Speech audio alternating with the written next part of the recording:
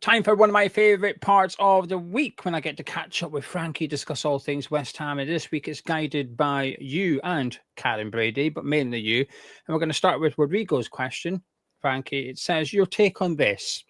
The board, totally out of character, splashed £1 million on getting Kyle McCauley.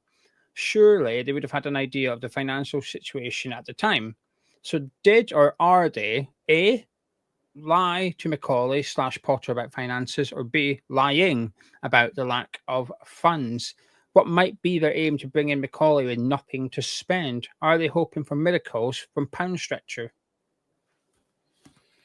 Yes, one way of looking at it, isn't it? It's are they looking for another pearl diver, as it was? You know, someone who's going to go and find a gem from nowhere that's going to be an absolute bargain, or what I feel like is far more likely, because they've got form, is that they make moves that pacify certain people in certain situations, sell them a dream, and then totally change what they've promised when that person's finally on board.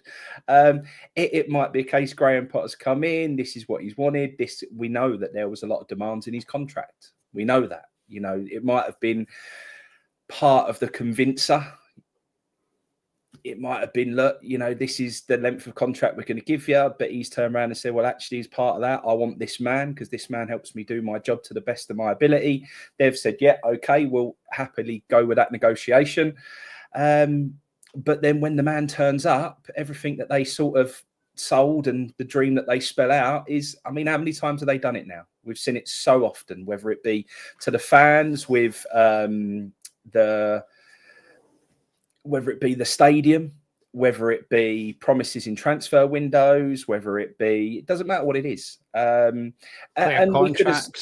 contracts. We could have said it many of other times with why, when Pellegrini come in, did they not back him? Because this was supposed to be the roll of the dice. This was supposed to be our top level manager but they never really sort of, you know, got fully behind him. So this is just typical form for me. It's exactly what they do. It's what they always do.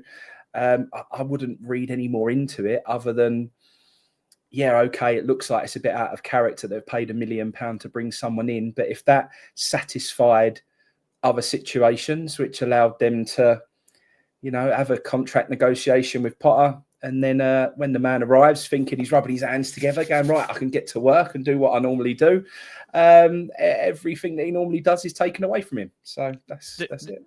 In regards to the £1 million fee for Macaulay, you might be looking at it as it's £1 million for Potter because there was no compensation attached to him because he was free. Exactly. It's sort of like, well, we'll pay £1 million for him, but we get him and Graham Potter for that £1 million. I think this is $1 million question. This is the one I've sort of thrown out there a few times over the last few weeks in various videos because it's impossible for us to answer. We don't know the truth. But the $1 million question is, what was Graham Potter told in regards to summer transfer window? Because that would have surely been a conversation. And if not, then, well, Graham Potter's a bit silly for taking a job with no idea what lies ahead in summer transfer window in regards to how much money there is to spend. So I'm going to assume that conversation was had, and therefore he would have been told either A, we don't have much money to spend, if any, or B, there would have been a lie, but should we call it maybe distorting the truth, perhaps, because that's what they do quite often. As you've said, you know, there's plenty of examples about it. The fan base moving to the stadium. You know, Soufal has spoken out about how he was promised a contract and he never ever got one. So they've done it before. So it's easier to believe that they maybe would have said something to Potter, and now that stance has changed since then. Because I will point back to 2 occasions in January. So when I can't remember the exact timeline of John Duran and Graham Potter. Did we bid for Duran before Potter or after Potter? I can't remember. And also I use the word bid loosely here.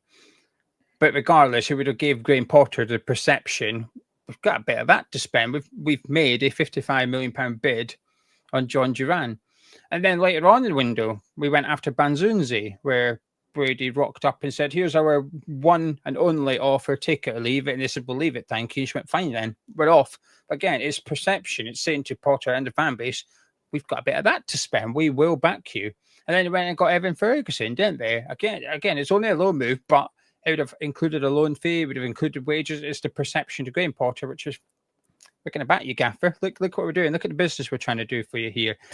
And it might have been like a lot of it was for show to say, yeah, we're going to support you.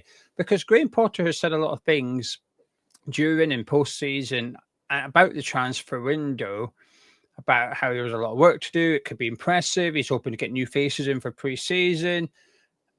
And I always worry a little bit when a manager is so public about that. Part of me likes it because I think that's good.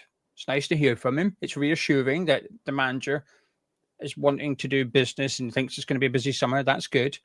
But I always think people will hold you to your words. And so they should. I will as well. Frankie will. You guys at home, you're more than right to say to Potter, hang on a minute. You said we were going to be doing business. Where's the new faces for pre-season, which you said we were hoping to get? But when he says stuff like that, I do think, you better be careful here. But there is something else, which is a comment from Karen Brady, Frankie, which I sent you this morning. Before we read it out, just want to point in direction of our Hammers Chat raffle. I'll be quick as I can. We've got a raffle on in a minute. There's 4 prizes. The best prize, in my opinion, is this match-worn Kevin Nolan shirt. He wore it against Peterborough. It's got the Power Football League badges. The Football League on the bottom there. I used to think that was cool. I remember having a Michael Carrick one, the Navy one, job served, the Navy one, Carrick 6 on the back, and it had the EFL logo and the number. I thought it was really cool. Then I went to school with it on, and everyone laughed at me because I had an EFL logo on my number, and they all had the Premier League one because they were all Man U fans. But anyway, the Nolan shirt, we've got a signed Jared Bowen shirt as well. There's a signature next to the 2. Let me just move it. There you go. There's his autograph, Jared Bowen signed shirt. Then we've got 2 captain's armbands. Paulo Di Canio, Mark Noble. Frankie, if you were to win one, what one would you prefer to win if you could pick? That Nolan one. I like that Nolan one. Unique. Swapped it with Lee Tomlin, and Lee Tomlin flogged it. So we got it. Links in description below and the pinned comments. Tickets are £5, but if you buy 2 tickets, you'll get your 3rd ticket for free. Entry closes next week at 9 p.m. Wednesday, 9 p.m. Best of luck to all. Right, there's a comment from Karen Brady regarding the transfer window that says, it simply would not be beneficial or appropriate for reasons of protecting our objectives to reveal which players Graham Potter is keen to sign, which positions he's prioritising, or how much we will be spending. When you're seeing that, what was your reaction / take? Just all round. Someone said to me last week, which I have to agree with, we're just never very good at playing poker. We're never really good at perceiving a certain way that gives us the advantage. We're so open, and I think sometimes we've got, or whoever's behind what communications we put out as a club, they only think one part of it. They never think of the next step of it or how it can snowball. And we sort of come out very early and told the world that we've got no money. Yet we're trying to negotiate with people that we're trying to sell players and get top dollar for. And it's like, well, why have we told people we've got no money? We would have been better off going out there. Like I said to you before, the thing that they should have done, the club, would have been the best thing they could ever have done. Gone and signed a championship prospect player for about 15 to 20 million that settled down the fans because we've made a signing. Would have been something a little bit exciting or interesting to see him. Could he be another Jared Bowen? Could he be whatever? So that would have been really great for us to look forward to that. Would have said that we have got a little bit of money to spend, but then said something like, right, we're now going to, we brought that man in. We think like he can, step up to the Premier League and be a great player for us.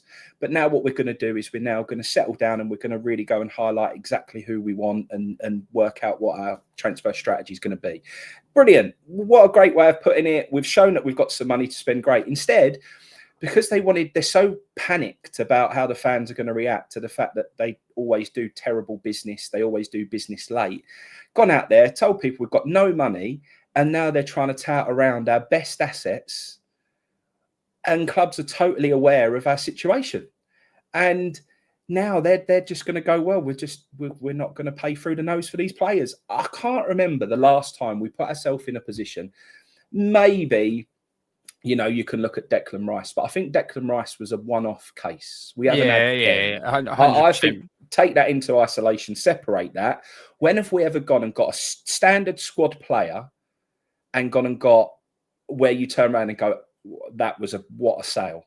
We've gone and got the, over what he actually, should have been valued at. I've got a player in mind. I'm just going to check how much we sold him for. Let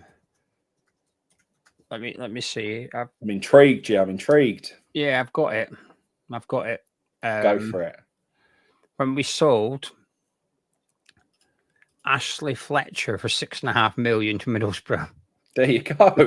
That's probably bang on there, mate. Probably bang on. That was the first name that come to head. I thought I remember getting a fee for Ashley Fletcher going, sorry, what? Like, is there an extra zero added here? And what he's gone on to achieve or not achieve post that move would suggest that we did mug him off good and proper. I mean, we did pay about $1 million in compensation to get him from Man United, but we made a hefty profit on a player that just wasn't good enough and was never going to be good enough. So, but my point, I've had to go back to 2017 maybe for that example, and it's a bit of I agree, it is a bit of a one-off. I think, do you know something? This is maybe the unpopular bit. I actually think Karen Brady said the right thing when she's asked about the transfer window to say, I'm not discussing players, I'm not discussing transfer budget, I'm not discussing positions. That's it. Move on. I think that's the right thing to do. The issue here isn't what Karen Brady said. The issue here is that Sullivan has been leaking non-stop to various journalists and ITKs and whatever about us having to sell and buy. That's the issue. It's a bit late, isn't it, really? Yeah, so when Brady comes out with this, it's a bit like, well, the horse hasn't just bolted. The horse has bolted ages ago, ran around Ascot, and is now off to Tesco to be processed. This is... I don't think anything Karen Brady said was incorrect there or wrong. I actually quite like that stance, which is say nothing. Say absolutely nothing. So we might have to sell before we buy, but we might also have 30 million to spend. Might also have 50 million. Maybe we want a striker. Maybe we want a defender. Say nothing. Keep it private. Keep it within the club. And hopefully we'll get a pleasant surprise. I'm still, despite all these leaks from Sullivan, I'm still not convinced we have to sell before we buy. I don't think there's a huge pot of gold there. I still suspect there's a little bit of money there. So if the right player comes along now, we can go get him if we want to. Whether that's Mario Stroikins or Stassin, I haven't heard much about him recently. If it's one of those players, 10, 50 million. Obviously, if the player's 50 million, I don't think we could go sanction that purchase. But if it was a 10, 15, 20 million pound player, I just have a feeling that we'd go sign that player before any sales are made anyway. I think there will be a little bit of wiggle room. We'll have to wait and see. In regards to, well, I was going to say about Rodrigo, we never really answered his question. Do you think they lied or do you think there is money? Because I actually think both is true. I think we've got a bit of money and I wouldn't be surprised if they bent the truth when telling Potter, will come in. We're going to back you, because the phrase was substantially back him. I remember that phrase, but that's very subjective. I would argue letting Potter sell anyone he wants is substantially backing him. If Potter said, I want to sell Kudus and the ball went, okay, I would argue that is substantially backing your manager to agree to such a significant sale and such a talented player to leave the club. Obviously, we assume it means, well, 80 million to spend, but again, it's subjective. So do you think they're lying, or do you think there's a bit of money, or somewhere in the middle? Well, again, that's also subjective. I feel that if they wanted to spend the money, they could? Well, I think we've seen from what financial experts say that West Ham have got money that we could spend. Is there money that they're willing to spend is a completely different question. And I don't think they are willing to spend at the moment. I think they're just playing their... But again, we've seen this so many times. This isn't unusual. We like late business. We like doing business that we've always been the same. We like to have a bargain. We don't like to go and make those early signings where you've got to pay, Because Sullivan's got to pay his wages from the start of June. That's why he'd rather save a few $100 grand, get them in August, and I've not had to pay them in July. Sorted. And do you know what? We're laughing, But that is how petty the man is. Like that is the case. That is how it is. Rather than going and getting the right man for the right money, maybe paying a little bit over. But again, let's go back to how people ended up with Stighton, saying that contract length's too long. Paying too much for him, too much wages, all this sort of stuff. Well, you can't have it both ways. You can't say that you got to go and get your man and you got to do whatever it takes to get them, but then in the second breath turn around and say, "Oh, Stighton overpaid." Like it don't work like that. So it's tough. It's tough to get it right. It's tough to get the balance. And like I've said to you before, I've spoken to a number of owners of football clubs, and all of them have a similar sort of opinion that you can have a strategy all you like, but sometimes it takes a little bit of luck, and all these things, having the right man who comes in and it just clicks and it just works out. I would say there's quite a bit of that in Jared Bowen. Did anyone think when we signed that player from Hull that he would come in and be our captain, will have lifted and scored a winning goal in a European competition? I don't ever anyone thinks that Hull man is that man. It was just luck, and we just we got the man that has ended up being, or is going to be, an absolute West Ham legend. So look, I don't think there is money that they're willing to go and tout around at the moment. But I do think signings will start to happen, but in the time that they normally start to happen. This is every transfer window we ever have. We never go and dip our toe into the water early doors. It's just not how we work and not what we do. So, yeah, like I said, once the Club World Cup's out the way, once the pre-season sort of starts happening and stuff like that, and Sullivan can get on his phone and have his phone calls and send phantom emails and start playing the game. When he comes back from Club Marbella, which he always does that every year and enjoys his little holiday out there, I'm sure he'll be on the phone, and he'll get in touch with his agents and get in touch with his mates who need a few quid. As soon as they start needing a few quid, they'll be on the phone and everything will start moving. So, yeah. Yeah, I don't mind overpaying for the right players. I think my issue, I have an issue with overpaying for Kilman and Ward-Prowse. And I think we've possibly, by the looks of it, overpaid for Todibo. But here's a significant difference between the two. Well, let's just use Ward-Prowse and Todibo here. With Todibo, because he's so young as well, and I think by looking at him, I think we've overpaid. However, I think if we were to go to sell him, we'd get a lot of the money back. Not all of it, but we'd get a lot of it back. With James Ward-Prowse, you ain't getting any of it back. You're practically giving him away because of the circumstances around his age. I think that's a big issue. His wages is an issue. I think with Todibo, you've always got to get out of jail card, whereas with Ward-Prowse, you don't. You're stuck with him. And I think that's why targeting younger players this summer makes sense, because if they don't work out, look, we've just named we've just named a really good example here with Ashley Fletcher. We've got a young player in, it didn't work out, but he's still worth a bit of money. A championship club said, we're having him. We're taking that guy. And if you were to go get Strikins or whoever it is and they don't quite work out, there will be plenty of clubs that will go, all right, he's not good enough for the Premier League, but he's too good for the Belgian League. He would then be 22 years old at this point. That's, wow, we're having him. Yeah, get him over to the French league, get him over to the Bundesliga, whatever. He might suit our league better. There's value. There's still value there for someone. It's maybe just the wrong club or the wrong league. That's how I see it. I think you can overpay for some, but I think we've overpaid for the wrong players. I think that's my issue. But speaking about positions and whatnot, Mike is asking, what, in both of your opinions, are the top 3 priority positions that absolutely must be upgraded this summer, regardless of outgoings, to give us a fighting chance this coming season? Striker, and a striker. That is my, at the moment, I've just got to have it. We've just got to go and do it. It needs to happen. We've been waiting so long for this man who's going to, okay, we've dabbled at times, and maybe Hilaire, everyone thought, oh, maybe, we've gone and spent decent money for what could have been the right man. And as we've just said, it needs a little bit of luck, but I want luck taken out of it this season. I want a absolute proven goal scorer that might not go and get 20 goals, but you're guaranteed to see double figures out of him. And there are plenty of them out there.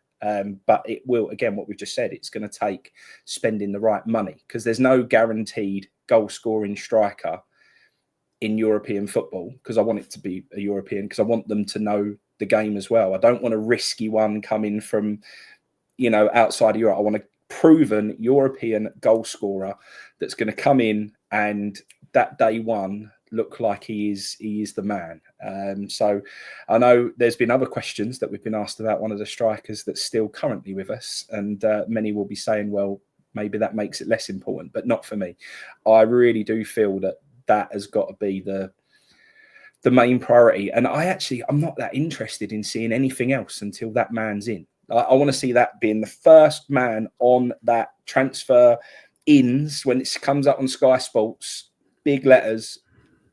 I want to see that man's name on there and know that we've gone and made a real good statement by going and getting a proper striker in. So just to clarify, you want one striker, but a really good one, not three strikers. I'll take three, Gio. We've had about how many windows of not having them. If you want to give me three, I'll take three. And to be honest, I would take that Championship player we've been speaking about being a striker or a forward player who is going to come in and be, but the marquee one is the key one for me. I've got to see that marquee striker coming in. It just has to happen. And not only that, and people, there was another question in there. I'm not sure we're touching upon it today, but one of the questions that somebody asked was about how do we get excited? I've already turned down the season ticket. Well, that's how you get us excited again.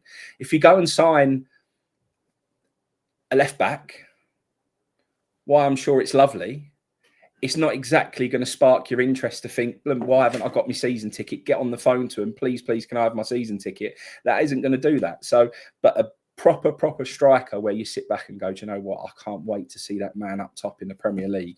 That's how you get us excited again. Midfielder is my absolute top.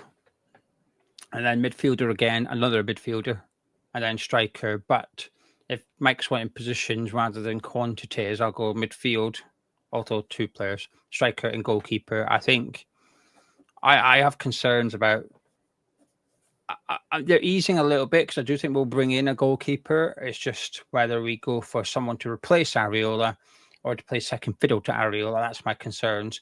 But I do think I don't think he's as good. I don't think Areola. I think he's all right in that, and that's that. And I want better than that. I want a better goalkeeper at West Ham next season. That follows us on to the question from Luke, who says Hermansen or Ramsdale. Well, it's just not Ramsdale. So Hermansen for me as well. I think Hermansen's a really good goalkeeper. It's not even because Frankie's business at Hermansen because Ramsdale's crap, right? Which fair, but I would pick Hermansen over a lot of goalkeepers, not just out of Ramsdale. I think he's a really, really good goalkeeper. Before his injury, I think he's one of the best goalkeepers in the league last season. Leicester are skint. They're bad. This is how bad Leicester City are. They want to sack Ruud van Nistelrooy, but they cannot sack him until the 1st of July because of PSR, because of the compensation involved. They're having to keep Van Nistelrooy just employed until the 1st of July because they cannot afford it. That's how skint they are. This is why I think, come on, sure, if Hermansen is the guy we want, surely we've started negotiating and chucking money at Leicester here because they are desperate, like really, really desperate. If there's any club that you're going to get a bargain from, it's probably them. Indeed, he's got a 9 million release clause. I'm not saying I want him at West Ham. I've seen him linked to Everton and Man United. That's a good signing for someone. 9 million for a proven good defensive midfielder in the Premier League. Not as good as he was a few years ago, but I think he had a decent enough season last season, actually. But 9 million, that's a good signing for someone. So Hermansen for me. And Luke also asks, and we'll make this the last question or we'll be here all day, but what we will do is maybe later in the week, Frankie, we'll catch up and answer the other questions, and either we'll put up on YouTube or whack it up on Patreon, one of the two. We'll stick it somewhere. But Luke is also asking, would you keep Fulkrug as a starting striker if there was a through-and-through playmaker in midfield and Bowen and Somerville on either wings? No. It just was never the man for me, and that's why I'm so desperate for a striker. I don't want him anywhere near it. I just want to see the back of it. I didn't want to see it. It didn't get started for me, and I've seen him since play for his country, and it's just not right for me. I know he is a proper centre forward, and that makes it's so easy to feel like you would give him a chance because he looks so much better than what we've had, because he actually plays like a proper striker, because he is a proper striker. Yeah. And everyone we've had recently isn't an out-and-out striker and haven't learnt their trade in that way. And it shows. But he's nowhere near good enough for me. And as I said, I need a guaranteed 10-goal a season man. Maybe you'd get your opportunity to win your money back, Gio, because we could have that 10-goal bet again. And if he stays injury-free, you might have a bit of a chance. But I always said I don't think he'd get 10 goals in the Premier League. I still don't think he gets 10 goals in the Premier League. And whoever our striker is next season, I need to be totally and utterly confident that 10 is just the minimum, that he's just guaranteed to get those 10 goals. I think if he stayed fit all season, I think he'd get the 10. The issue is I don't think he'll stay fit all season. I think, am I happy with him as the number one striker next season? Kind of. It depends who the next striker is. So is the next striker Callum Wilson, or is the next striker someone like Stassen?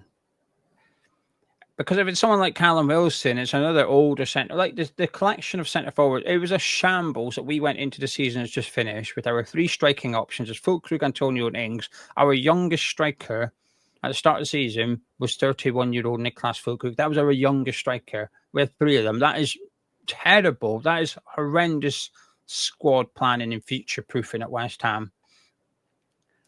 So what we can't have next season is Fulkrug being the youngest striker again, or one of the youngest strikers. He's got to be the oldest striker. I don't mind having Fulkrug as the number one striker, as long as the next guy we've spent a bit of money on, we think he'll be good enough. We think he's going to be an elite striker in a couple of years' time. He's just not quite ready yet. Perfect. That's a perfect set of circumstances for me, that you've got this big German international there, and you've got this striker learning off Niklas Fulkrug, getting plenty of minutes, because unsure Fulkrug will be able to play 90 minutes week in, week out. So there will be plenty of minutes there for the next younger striker. So it all depends on the context for me. Do we have a Stassen or someone of that? I'm just using him because we've been linked to him. Do we have a younger striker to play under Fulkrug? If yes, then yes, I'm happy with that. But if it's a bloody Callum Wilson, well, Fulkrug will be good in the Championship in 15 months' time. Frankie, anything you'd like to add about what we've discussed before we disappear? No, all good. All good. Just desperate for football again. Meter. Yeah, well, this is okay. As what do we say for a signing? On the camo meter, where are you? Zero is chilled out, 10, you're panicking. Where are you on the camo meter? I'm still probably like at a 2. I've not even started to get shaky yet. I'm pretty calm. Calm. Excitedometer. I know they tend to go hand in hand, but that's probably a 2 as well. Yeah. And that's the problem. I'm not panicked yet, but I'm still, and I think many people are. While I can't wait for football to be back because I love football, the boys got a season ticket for next season. Yesterday we was on the way to football training. I put on Bubbles. Like I said to him, we ain't listened to this for a while. Let's get in the mood for football. We had Bubbles on in the car. And as soon as it played, I miss it. I massively miss it. So although I'm not excited about what's going to happen on the pitch and anywhere near excited yet, I'm very, very pessimistic about what's going to be unfolding next season at the moment. And like we say, we need some proper signings to turn that around. I still long for football to be back. It's just what we do on the weekend. It's what we love. And that first game against, who did we say we're playing now in that Betway Cup? Lille. So can't wait for that. We'll be looking forward to it. I've signed up for the priority ticket. That's job done. And we'll hopefully have proper good weather, get over there and it's got to be better than last season, surely. I know you've got football training tonight, but for those who don't have football training tonight, England play tonight, then the 21s, 5 p.m. kickoff against the Netherlands, semi-final, and it's a good tournament. England were fantastic in the quarterfinals against Spain. What time's that? 5 p.m. kickoff. Oh, we're 5 till 6 football training, but it might be the game perhaps won't be as good as the quarterfinal because it's a 5 p.m. kickoff. I think the temperatures are expected to be like 30-something degrees heat. So it's a bit of like a lower tempo. Whereas when they played on Saturday night, It was much cooler because it was later on or whatever. 8 p.m. kickoff is much later, much cooler. Football was much quicker, but there's quite a few boys. Obviously, we're linked to Tyler Morton, who's suspended for tonight's game, so you won't see him. He's Liverpool, right? Yeah, Hayden Hackney may play. I don't think he will. I'd imagine Anderson Scott might start in midfield. Amari Hutchinson being linked to as well, so he might be playing. There's a good chance he'll be playing. So it's quite around James McAtee, of course, England's captain. We've been linked to him a lot as well. So there's a lot of rumoured transfer targets featuring for England tonight. But it should be a good game. It's been a good tournament. I've enjoyed it. Anyway, thank you very much for joining us. If you've enjoyed this podcast, as always, please do drop a like, subscribe when you time. Chat myself and Frankie with another video later in the week with the questions that we haven't yet answered. And also get your tickets for the raffle. If you fancy a match-worn Kevin Nolan shirt, links in the description below in pinned comments. And Frankie, thank you very much. I'll catch you later in the week.